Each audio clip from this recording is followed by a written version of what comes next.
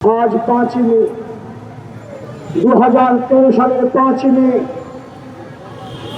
স্বৈরাচার ফ্যাসিস্ট হাসিনার পেটুয়া বাহিনীর তাণ্ডব দেখার সৌভাগ্য হয়েছিল আমাদের।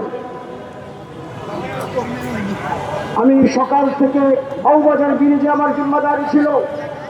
দুপুর 2টায় ফোন করে বলা হলো সবাইকে নিয়ে সপ্তাহ চত্বর আসতে। রওনা হলাম। গোলাপশাহ বাজার আসার পর আওয়ামী লীগের কেন্দ্রীয় কার্যালয় থেকে যুবলীগ, ছাত্রলীগ এবং পুলিশ লীগ একসাথে আমার মিছিলের উপর হামলা করে গোলাপশাহ বাজারের সামনে আমার আপন চাচাতো ভাই হাফেজ আমিনুল ইসলামকে মেরে রক্তাক্ত করে অজ্ঞান করে শেষ করে দেওয়া হয়। আমি এই শাপলা চত্বরের 3 জন শহীদের জানাজা পড়েছি। রাত্রে বাংলাদেশ ব্যাংকের সামনে শুয়েছিলাম। হামলা শুরু হলো রাত 2:30টার দিকে। যখন এখান থেকে আমি যাই, শাপলার পানির নিচে 10-12 জনের লাশ দেখেছি। রাস্তায় অসংখ্য লাশ দেখেছি। সোনালী ব্যাংকের সামনে লাশ দেখেছি।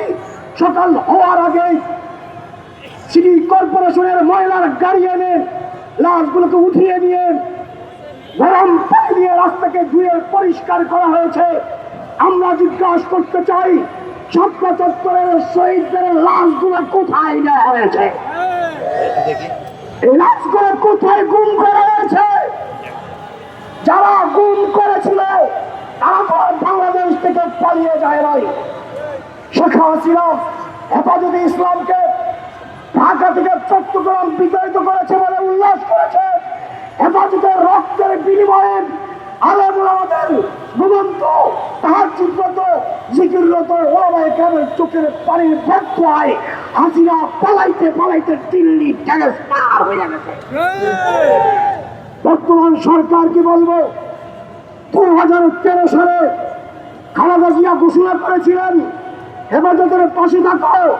আপনারা বিএনপির নেতা কর্মীরা হেফাজতের সাথে নেত্রীর সাথে গাদ্দারি করেছিলেন। এখন বলবো যে বর্তমান প্রধানমন্ত্রী তারেক রহমান সাহেব আগে যা দিয়েছে গিয়েছে, এখন হেফাজতের সাথে থাকেন।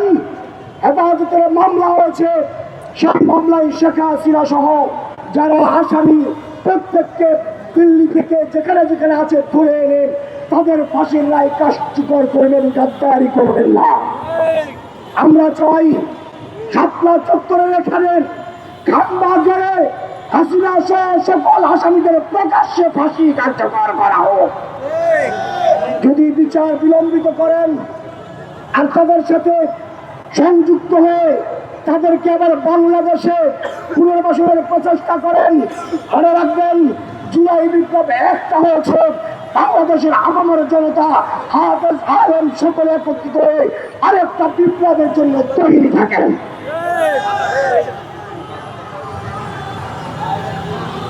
ধন্যবাদ।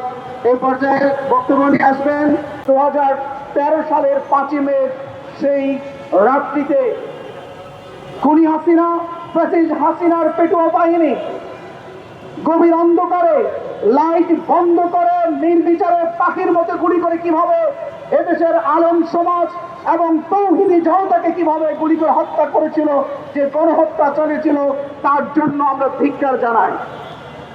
সংগ্রামী বন্ধুগণ, আপনারা জানেন এই 5ই মে পূর্বে সেই শাহবাগ চত্বরে ঢাকার সবচেয়ে ব্যস্ততম একটি জায়গা, চতুর্দিক থেকে সেখানে অনেকগুলো বড় বড় হসপিটাল, পাশেই হাইকোর্ট, বিশ্ববিদ্যালয়, এরকম একটি জায়গায় রাষ্ট্রীয় পৃষ্ঠপোষকতায় কিছু নাস্তিক ব্লগারদের নেতৃত্বে একটি সমাবেশ করার সুযোগ তারা করে দিয়েছিল তৎকালীন সরকার।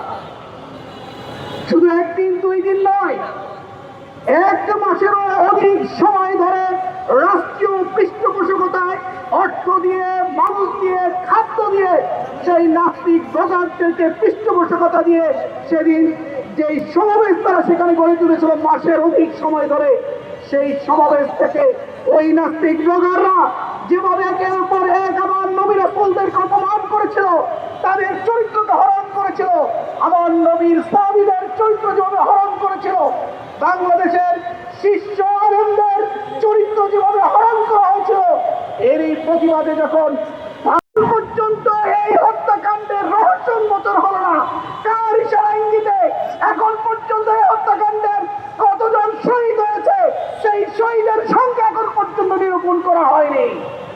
আজকের এই সমাবেশ থেকে আমরা স্পষ্ট করে বলতে চাই, আর সবাই কেমন আমরা মানব না, অতি দ্রুত সময়ের ভিতরে শহীদদের সঠিক সংখ্যা নিরূপণ করতে হবে। তাদের নামে গেজেট প্রকাশ করে তাদের ফ্যামিলিগুলোর পুনর্বাসনের সিদ্ধান্ত গ্রহণ করতে হবে। সম্মানিত বন্ধুগণ, আমি শেষ করছি এই কথা বলে, আমরা জানি ওই 5ই মে আগের দিন ছিল হলো তৎকালীন 30 দলীয় জোটের মহাসমাবেশ।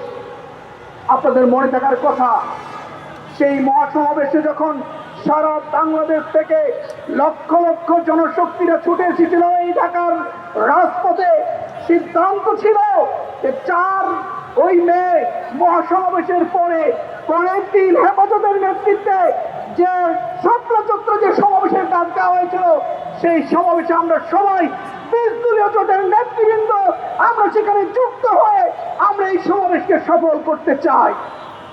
কিন্তু কোন এক অজানা কারণে ওই বিএনপির কিছু নেতৃবৃন্দের ষড়যন্ত্রের কারণে সেদিন ওই মঞ্চ থেকেই এই কর্মসূচি তারা শেষ করে দিয়েছে। ওই দিনেই জোটের কর্মসূচি শেষ করে দিয়ে পরের দিন আর হেফাজতের কর্মসূচির সাথে আমাদের একাত্ম করার কোনো ঘোষণা তারা সেদিন দেয়নি।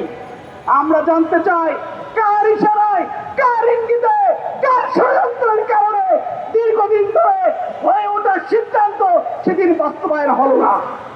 সেদিন যদি পরের দিন যদি ওই 20 দলীয় জোট যদি ওই ছাত্র চত্বর হেফাজত ইসলামের আন্দোলনের সাথে যদি যুক্ত হতো, তাহলে পরবর্তীতে আর 10 বছর হয়তোবা এই সরকার, ওই ফেসিবাদী খুঁড়িয়েছিল সরকার, হয়তো সরকারের মস্তকে আর থাকতে পারত না, ভিন্ন এক চিত্র হয়তো বাংলাদেশের মানুষ দেখতে পেত।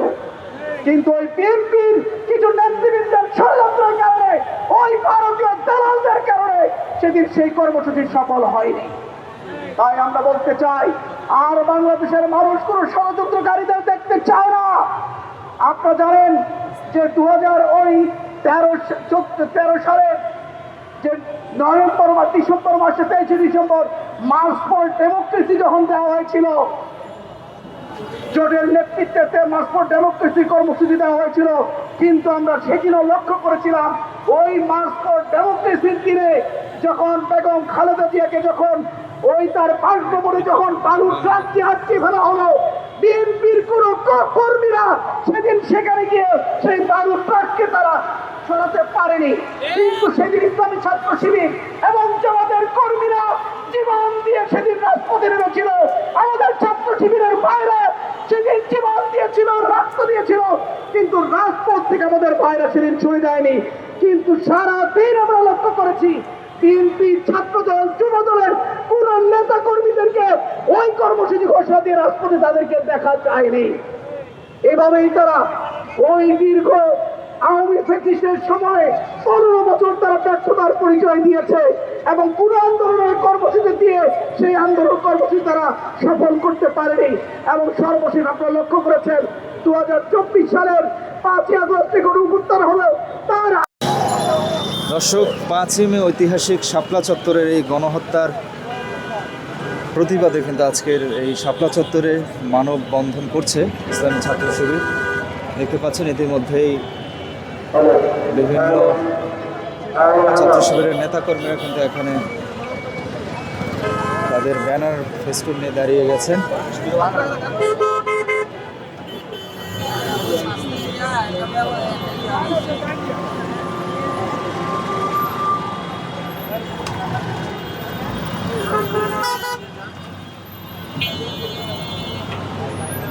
এই ভাই আমি ভালো করে ধরেন, এই টান দিয়ে টান দিয়ে